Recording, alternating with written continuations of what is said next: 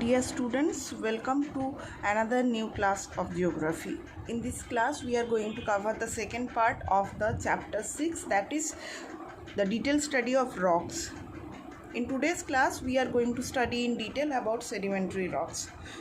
First, take a look at which topics we are going to cover. We will cover today meaning of the sedimentary rock, process of sedimentary rock, as well the features of sedimentary rock and the different types of sedimentary rock. Okay, let's start with the meaning. First of all, the word sedimentary. The sedimentary rock is also known as secondary rock. Why? We will know the reason later. First of all, the word sedimentary is derived from a Latin word that is sedimentum. It means settling down. Okay, by which we can understand that the meaning and why it is called as secondary rocks. Two processes are very important before studying sedimentary rock: denudation and disintegration and decomposition. These processes are very important as these processes are responsible for the composition of sedimentary rock. Now take a look why sedimentary rock is also called as secondary rock. First of all, we have studied about igneous rock. We know that igneous rock is primary rock, and I think you know the reason, because igneous rocks are the rocks that are formed in first stage. That is why it is called as igneous rock. Now that igneous rocks are decomposed and disintegrated by different agents of weather, like rivers and snowfall and air, water, and day by day the layers of the igneous rock are wearing out and carried out and deposited to a different place, by which sedimentary rocks are formed. That is why it is called as secondary rocks.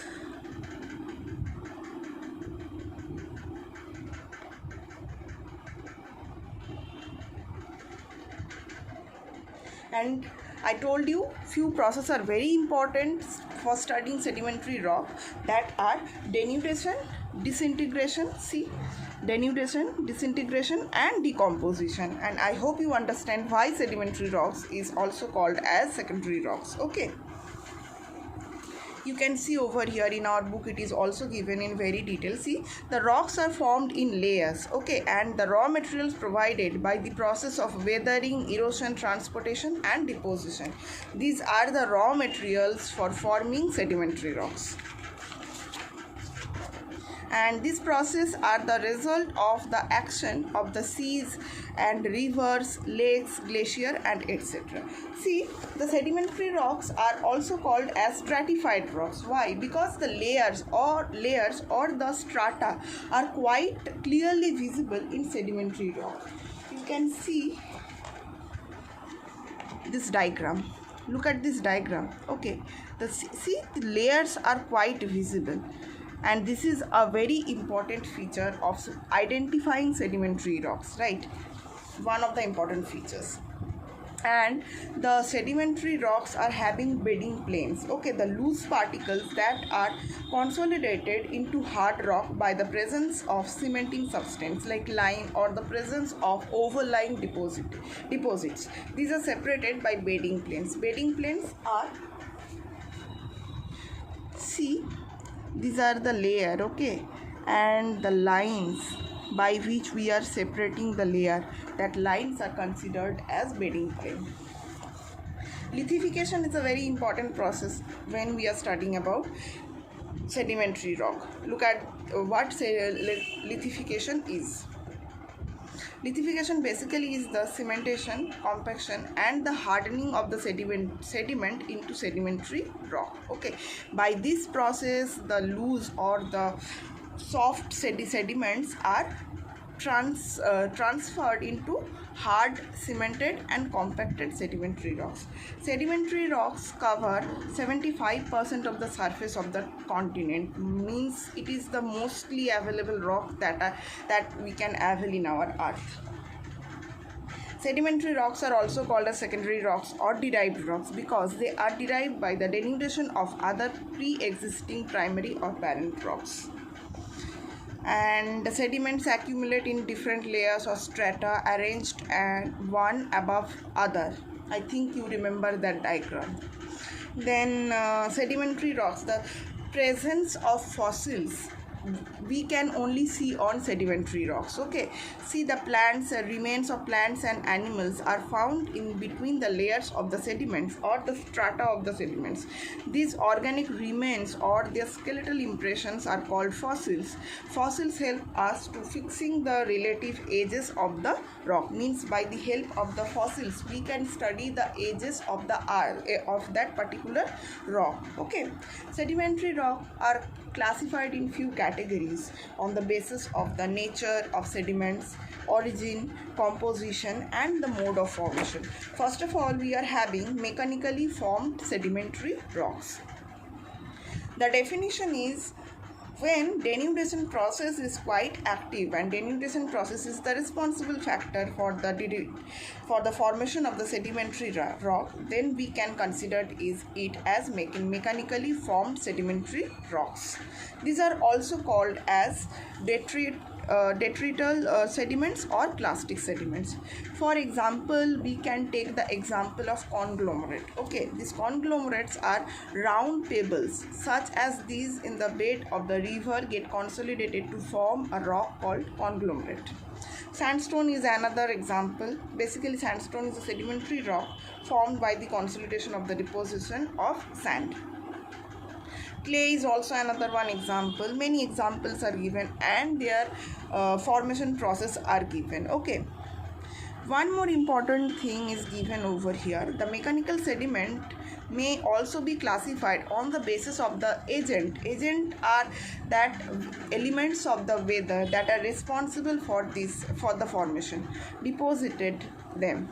Deposits laid down by rivers are called alluvial sediments. The definition of alluvial plain and the alluvial sediments are quite same. Then those laid down by the glaciers are known as moraines. You can look at the diagram of the moraines. See, these are the diagram of the moraines. Okay, this one. These are the diagrams of moraines, and this is the flow of glacier.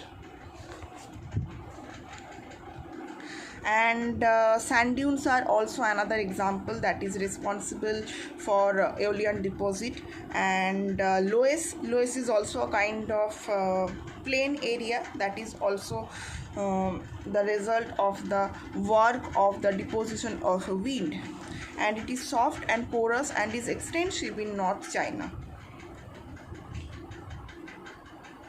We will study in detail about this in our next chapters. Next one is chemically formed sedimentary rocks. In this category we are having, first of all, we will look at the definition. Chemical sediments are commonly formed by the process of evaporation of water containing salts in solution. Basically, this process is quite active in desert region. Shallow lakes get evaporated, leaving behind a layer of salt, etc. Rock salt is an example of chemically formed sedimentary rocks that is quite common in Dead Sea, Caspian Sea, Aral Sea, Sambal Lake in Rajasthan. You know, all these example of rocks are the salinity. All these seas or the lakes considered as saline lakes. Okay. Gypsum and calcium sulfate is obtained from the evaporation of the salt lakes such as Dead Sea, which have a very high salinity. These are the example of basically chemically formed sedimentary rocks. Examples are quite important as well the formation process. Last one is the organically formed sedimentary rocks. Basically, by the word organ, you may understood that somehow plant and animal kingdom are responsible behind this. Basically, look at the definition. Organic sediments are those derived by the accumulation of the remains of the organism, such as cells of marine organism. Examples we are having corals, limestone and coal. You know the responsible process of corals. You know there is a sea animal called as polyps. By the dead body of polyps, these corals are being formed. Okay. sea are shellfish whose fleshy part have been decomposed and the remaining part is responsible for the formation of coral. Then we are having limestone and chalk, that are also example of rocks composed of organic sediments. Then we are having coal, that is the organic sediment consisting of remains of plants like peat, lignite, bituminous. These are the types of coal. And pressure of the overlying sediments convert them into hard coal beds or seams. These are called as carbonaceous rocks. These coal are very rich in carbon. This is biochemical rock. During Carboniferous period, that is nearly about 345 to 280 million years ago, it is formed. Lush green vegetation thrived and then died in the tropical swamps, forming coal. Petroleum is also a product of animal and plant decay. Up to here is today's lesson. I hope you understand the topic. We will meet in our next class.